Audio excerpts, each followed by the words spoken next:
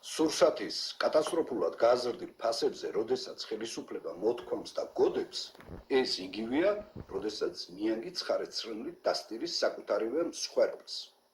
ყველამ ნახეთ ალბათ კობახიძის სპეციალური ვიდეო, როდესაც დაბეჭდებით გვიხსნიდა ჩვენ, რომ საქართველოში სუპერმარკეტების ქსელები ზემოგებაზე მუშაობენ, რომ საკვებ პროდუქტებზე უფრო მაღალია ჩვენს ქვეყანაში ფასი ვიდრე ევროპაში.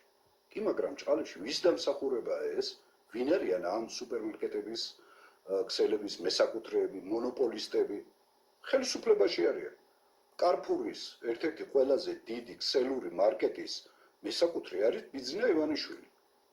ორი ნაბიჯის მესაკუთრე და მფლობელი არის კახა ბექაური, რომელიც ამავე დროს ყავთ დანიშნული მარეგულირებელი კომისიის თავმჯდომარე. იოლის, მაგნიტის, სპარის და დანარჩენი მარკეტების ქსელების მესაკუთრეები პარლამენტში შედან, მთავრობაში არიან, ან ამ ბანდიტური ორგანიზაციის მთავარი დამფინანსებლები არიან.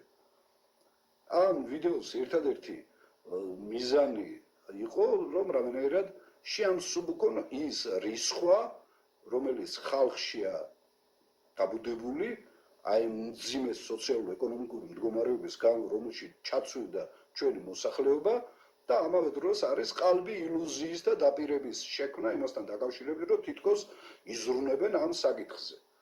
ეს ისეთივე ყალბი ოცნება, გახსოვთ ალბათ, დაპირება ივანიშვილისა, რომ ელექტროენერგიაზე, გაზზე, წყალზე შეამცირებდა ტარიფებს და მოსვლის შემდეგ გაზარდა.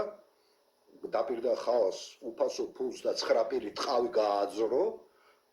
გახსოვთ ალბათ ღარიბაშვილის დაპირება, რომ მედიკამენტებზე შეამცირებდნენ ფასს და პირიქით მას შემდეგ გაათმაგდა ფასები წამლებზე და ისეთივე ყალბი დაპირება, რომ თითქოს საკვებ პროდუქტების ფასებს შეამცირებენ ესენი.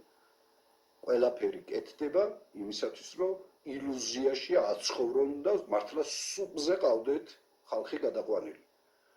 ნუ დაუჯერებთ გლებს, ოდეს ცხრის ქურქით მოსილთ. ესეთ გლებთან, გლეჯველებთან, ყაჩაღებთან გვაქვს საქმე და შეუძლებელია ამ მნიშვნელოვანი საკითხების გადაწყვეტა, თუ ეს ბანდა, მძარცველი ბანდა არ მოვიშორეთ და ქვეყანაში სოციალური სამართლიანობის პრინციპი არ იქნა დამკვიდრებული.